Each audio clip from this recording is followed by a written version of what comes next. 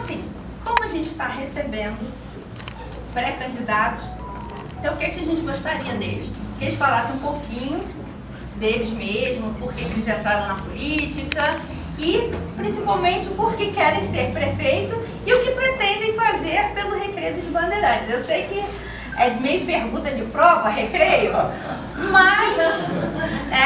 mas assim, a gente tem um problema seríssimo com saúde pública, a gente tem um problema seríssimo com a segurança, por causa do aumento populacional, né? E o crescimento desordenado de forma tanto formal quanto informal. E a gente quer saber dos candidatos o que eles pretendem fazer do reunião aqui que teve aqui, o moço para... Eu só estou ouvindo falar do Recreio, mas é óbvio que eu só vou falar do Recreio. Isso aqui é uma associação de moradores do Recreio. Então, assim, Faria Pouca meu pirão primeiro. Então, com a palavra, o deputado federal, delegado Ramage.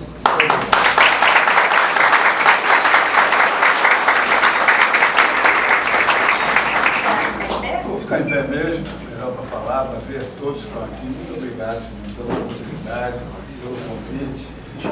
Me desculpe pela demora, eu acabei de vir de Brasília e o voo demorou, o trânsito que a gente conhece, mas já era planejado, mas eu estou aqui com vocês. Tem várias pessoas conhecidas aqui, eu fico muito feliz com isso, e feliz também com as pessoas, né, que são moradores e são da associação. Eu costumo sempre falar em todas as palestras que eu coloco, como é que nós chegamos até aqui. Né? Essa é uma grande oportunidade de representar a população. Quantos queriam estar no lugar, é possível trabalhar pelo interesse público, e a gente conseguiu trazer essa vocação. Eu sempre fui do serviço público, eu sou delegado de Polícia Federal, sou do Rio de Janeiro, sou carioca, rodei esse país inteiro fazendo operações e vendo as diferentes classes sociais, as diferentes realidades, o que nos traz experiência para ver o melhor para o nosso Rio de Janeiro, para a gente poder trabalhar. Então, quando eu vejo vocês todos aqui, é um misto de consciência política, de todos que querem estar juntos para fazer o melhor, e de quem é dos moradores, de fazer o melhor, de solução dos problemas. Se o cidadão de bem, o cidadão que não pensa na sociedade, o cidadão de bem não se interessar pela política, nós estaremos fadados a ser governados pelo que é errado, pelo interesse particular, que muito entra para a política realmente por causa desse interesse, pela facilidade, e não por todo o bem comum. Então, costumo dizer, todos conhecem aqui o que é uma zona de conforto. O que é uma zona de conforto? Zona de conforto é quando você está acomodado e te impede de evoluir, de ir para frente. Há ainda uma condição que é pior do que a zona de conforto. É quando há o completo desconforto e você está até acomodado, isso está se tornando natural. Isso acontece muito com nós que vivemos no Rio de Janeiro. Nossos problemas de mobilidade urbana, quantas pessoas demoram 1, 2, às vezes 3, 4 horas trabalho e voltando que se perde no dia. A violência que nós vivemos acaba se naturalizando. Não é que nem antigamente, com o homicídio era uma barbárie, hoje os homicídios não são nem mais tão relatados, só quando acontece um caso grave. No Rio de Janeiro, que o Rio de Janeiro acabou perdendo seu protagonismo. O Rio de Janeiro, que a gente conhece antigamente, dos nossos pais, dos nossos avós, que foi inclusive a capital do país, que trouxe tanto para o Brasil, é a capital de um estado, é importante para as cidades vizinhas, era a capital do país, mas é a segunda maior cidade do Brasil, e para nós é a primeira importância, porque internacionalmente aqui era a entrada para o Brasil, era o centro cultural, isso acabou. A cidade maravilhosa, ainda é maravilhosa de bonita, mas não é. Qual é a nossa impressão do que acontece no Brasil? A indústria e o comércio saíram daqui. Saíram daqui por esses motivos. Primeiro, pela violência, pela insegurança. Segundo, pela essa mobilidade urbana. Terceiro, em razão dos incentivos que não chegam mais. O Rio de Janeiro ficou uma concentração de poder perante um grupo só. um grupo só que está aí há 30 anos, é o mesmo grupo que está no poder na cidade do Rio de Janeiro. E o senhor prefeito está com esse grupo lá de trás. Desde que ele era o subprefeito aqui da Barra. Naquela época a gente ia, pô, trabalhava bem. Hoje eu converso com as pessoas da Barra, da Tijuca, os empresariados, quem é voltado à política, tem ele como traidor. E esse prefeito está aí há 12 anos. 12 anos. Esse último ano que ele está olhando para a segurança pública, por quê? Porque é ano eleitoral, é para maquiar, é para enganar a população. Ele quer mais 4 anos, 16? Não, ele só quer mais 2. Porque ele quer ser para governador. Então, quem quer votar no Eduardo Paes tem que saber quem é o vice que vai ser o prefeito deles. Então, quando você olha para esses fatores... Quem é o vice dele? Não sei ainda, mas... Provavelmente do PT, prefeito. Falaram que tem o Freixo. Gente, por favor. PT. Esses problemas todos são macros para o Rio de Janeiro. Agora, quando você olha para o Recreio, vamos entrar aqui no Recreio dos Bandeirantes, o que a gente conhece do Rio de Janeiro? Eu estou com 52 anos. Eu estou passando, estou chegando, né? Estou chegando. Tem gente que é mais idosa que eu. E conhece o Rio, que a gente andava pelo Rio de Janeiro inteiro com tranquilidade. A gente saía quem é aqui da... Eu sou daqui da Barra da Tijuca, cheguei com 10 anos de idade aqui. Meus pais chegaram aqui. Então eu tenho a peculiaridade de falar. Então quem é de Realengo conhece mais perto. Quem é lá da Ilha do Governador, mais perto. Mas ele sempre andou muito mais do que o que acontece agora. Agora nós somos fechados em condomínios. Então eu andei muito pela Tijuca, andei muito Jacarepaguá, andei muito pela Zona Oeste, e lógico, centro da cidade para trabalhar, e a Zona Sul também, que era da Barra, a Barra era um nada, quanto mais um Recreio dos Bandeirantes. O Recreio dos Bandeirantes cresceu por si só, pela vontade da população e empreendimento, e não acompanhou a infraestrutura. Porque quando se perde o comércio, quando perde a indústria, se perde toda a motriz de um Rio de Janeiro. Então, todo o imposto que a gente coloca não é suficiente, porque nós perdemos tudo. Então, bota para cima da população e nós não conseguimos o básico. Eu vi a Barra crescer, com 10 anos na década de 80, 80. Eu vi aqui o que era a Barra e eu vi o que é Recreio. Aqui o Recreio dos Bandeirantes, que tem uma natureza espetacular, é um bairro de residência litorânea. A gente ainda tem Prainha, Macumba, Grumari, para preservar, para trabalhar de forma sustentável. O Recreio dos Bandeirantes pode ser espetacular e de alto nível. Só que não é. Por quê? Exatamente por essa concentração de poder que não resolve. Quando a gente fala em subprefeituras, a gente está entrando no cerne da questão. Há um subprefeito da Barra, vou colocar aqui. Simone, toma conta de quais bairros aqui, o subprefeito da Barra? Barra, Recreio, Vargas e... Barra, Recreio, Vargas, Jacarepaguá, pega... Jacarepaguá não. Tem o subprefeito, mas pega o Itaiangá, pega tudo.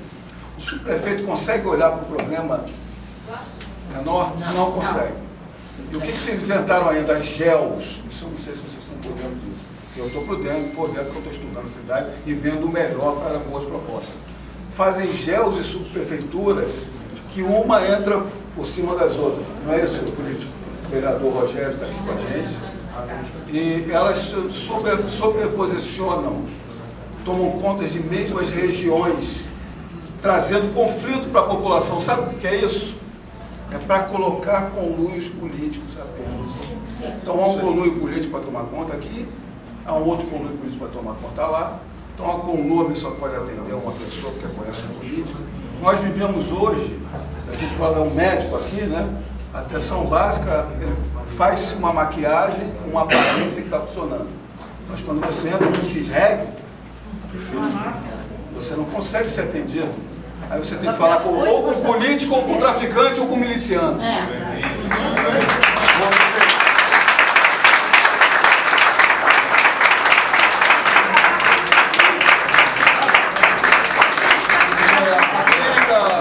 Clínica da Família. Tem um projeto aqui desde quando? 2015. 2017 tem um projeto aqui para o Recreio. Por que ele não é colocado? Tudo que é arrecadado é só para essa concentração de poder. Nós estamos estudando as secretarias, tem secretarias de engenharia, de transmissão, que tem um orçamento de 2 milhões e 5 milhões.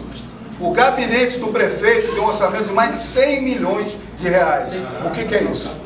Concentração de poder. O que nós queremos fazer? Diminuir secretarias. Aí eu trago para o meu lado da direita, aqui eu estou falando, eu não estou nem entrando no contexto político. Por mais que eu sei que tem muita gente de direita que me segue aqui. Mas quem faz austeridade, quem coloca pessoas técnicas para trabalhar, o governo Bolsonaro ensinou isso. Ele mesmo fala, eu coloquei pessoas mais inteligentes do que eu para estar e deu resultado. Quando baixou o nível de violência, baixou de 60 mil homicídios em 2018, em 2022 para 40 mil homicídios. Você olha assim, baixou em 1/3.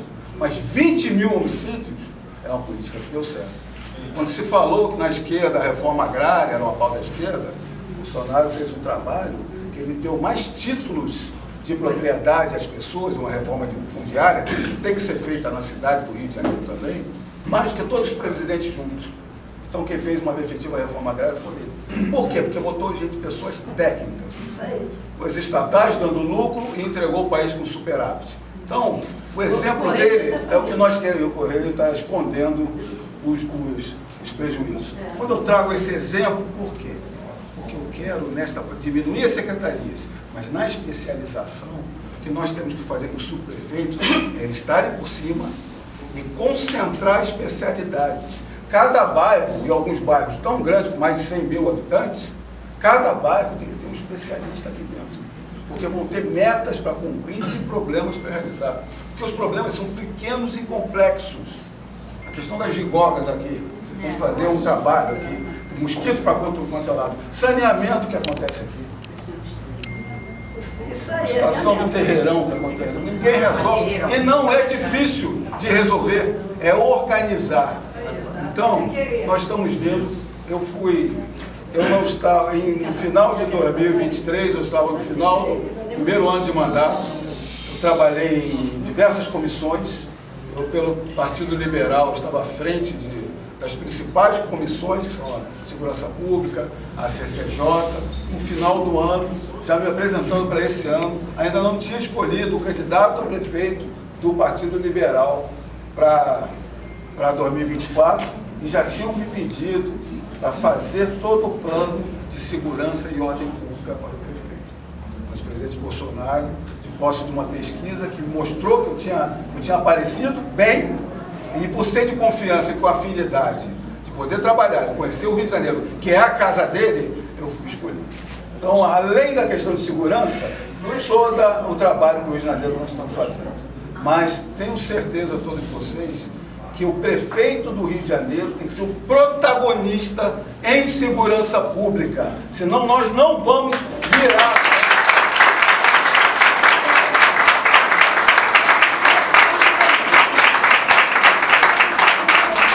Os grandes exemplos no mundo de virada de violência partiram do município, em Nova York, em Chicago, em Medellín. Se nós nos tornarmos protagonistas, porque hoje em dia o que a gente vê no Rio de Janeiro é uma situação tomada.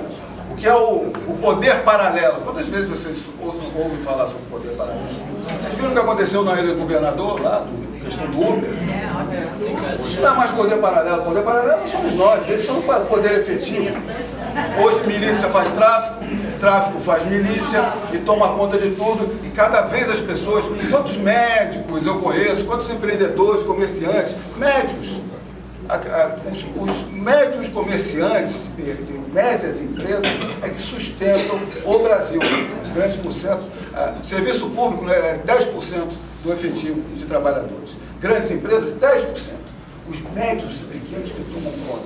Eles não aguentam mais essa insegurança, e essa falta de auxílio, inclusive, de um plano diretor efetivo. Então nós estamos vindo para liderar essa questão. Hoje a guerra no Rio de Janeiro não é mais por tráfico, por extorsão, são guerras por territórios.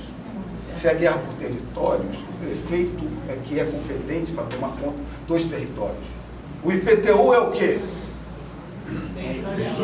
Imposto predial territorial urbano. Quem cobra o IPTU? É a prefeitura. Como é que vai se dizer que o prefeito não tem competência para a segurança pública? A ordem pública é do prefeito. Um país democrático, a ordem pública não é ditadura.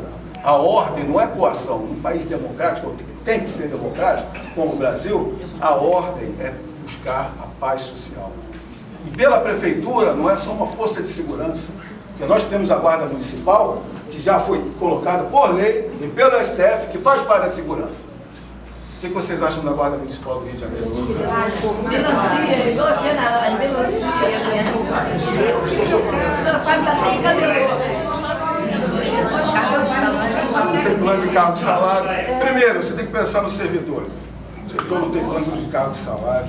É uma politicagem enorme dentro dele. Eu, quando fui analisar, é uma carreira em... Eles falavam carreira em Y. O que é isso? É para um cresce para um lado, outro cresce para o outro. Só quem é o amigo do rei. O que a gente sabe de efetivo de tropa é que a tropa é o exemplo do seu comandante. Se o seu comandante desvirtua a tropa, ele não vai ter credibilidade com a população.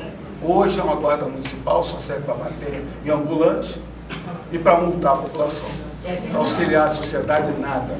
Então nós temos que revitalizar. Eu estava no Fórum Internacional de Segurança Pública, eu fiz uma pergunta. Eu fiz depois, né, falei lá e fiz na internet uma pergunta, já sabendo quando é a resposta. O que vocês acham de armar a Guarda Municipal? 40% foi contra. Por quê? Porque não confia. Então, armar uma Guarda Municipal não é apenas comprar arma e entregar ali para o guarda. Treinar, pode tirar. Você tem que treinar. Você tem protocolo de aquisição, protocolo de armazenamento, protocolo de treinamento, protocolo de capacitação psicotécnica, para treinar esse pessoal para defender a sociedade. Não é totalmente o seu efetivo, não é, mas é uma grande parte. Sabe qual é o efetivo da Guarda Municipal? 7.000 homens e mulheres. 7.000, efetivo enorme. Enorme. Sabe quantos só estão na rua? 1.000. Por quê? A culpa deles também? Eles também estão desmotivados. Não conseguem trabalhar, não conseguem participar do segurança presente, para fazer o trabalho junto, não conseguem ser capacitados. Nós temos, dia 1º de janeiro, já fazer um concurso e trazer esse pessoal de volta. Bem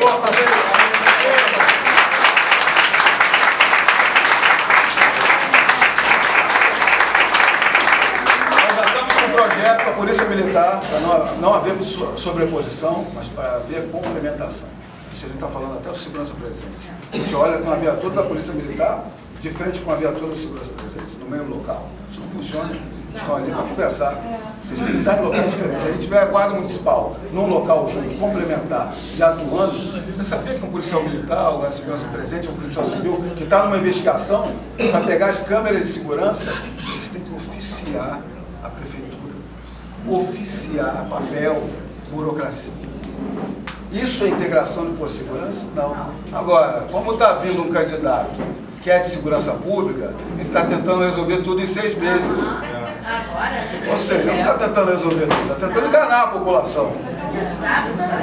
Então, por que o prefeito é o mais importante da segurança pública? Porque age local, conhece, sabe dividir, tem uma força de segurança e mais, quem faz zeladoria do município? Quem é que vai fazer? Ter ruas limpas, o Rio de Janeiro não está com ruas limpas, nem para o turista, muito menos para o morador. Iluminadas, cadê as câmeras de LEDs para ajudar? Câmeras inteligentes, iluminação inteligente e câmeras inteligentes. Por que não se coloca câmeras inteligentes? Porque não quer mostrar os pontos complicados. Por que a PM tem que ir a civil, tem que oficiar? Porque não quer ter agilidade para mostrar o que está acontecendo. Infelizmente estão jogando contra nós. Então, se nós tivermos ruas limpas, iluminadas, com câmera, que faça osserização de reconhecimento facial de placa, ajuda a força de segurança. Quando a gente olha para a mobilidade urbana, é um descaso. É tratar o Rio de Janeiro como egocêntrico. É não saber que o Rio de Janeiro está como uma supercapital, que as cidades vizinhas formam uma metrópole. Que aqui passa o abastecimento. Porque ele quer ficar nos lugares aí fazendo o que não deve. Você viu lá o parque? Aí, né, Vocês viram o vídeo do Parque do Porto? Coisa maravilhosa, né? Como se o Rio de Janeiro não tivesse problemas, né? Então, pessoal, muito obrigado pela atenção.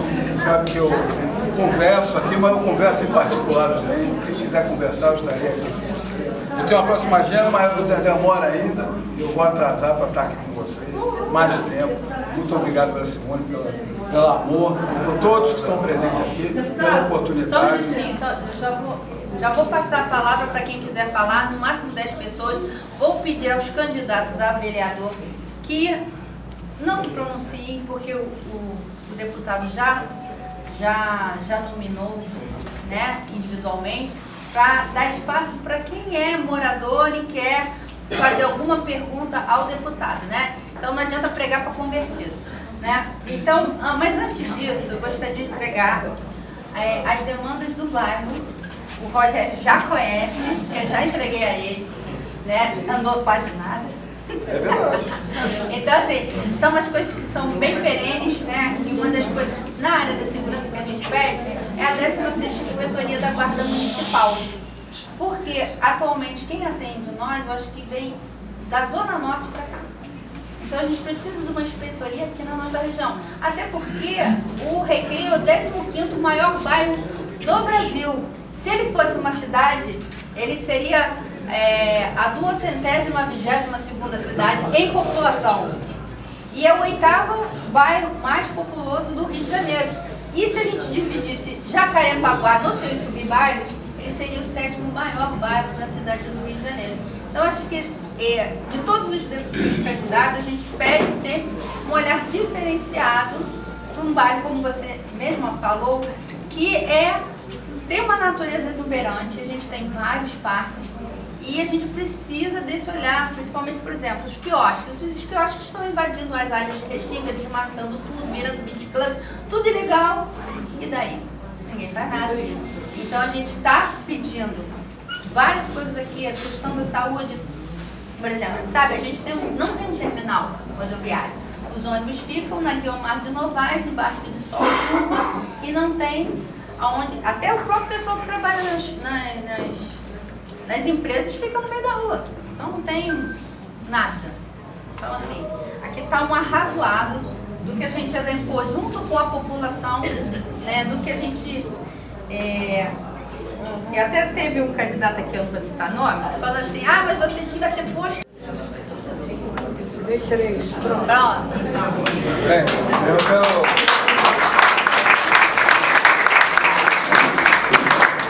quero parabenizar a Simone e a Amor por essa iniciativa, por essa preocupação. Se todos os bairros tivessem um trabalho como esse, nos ajudaria demais.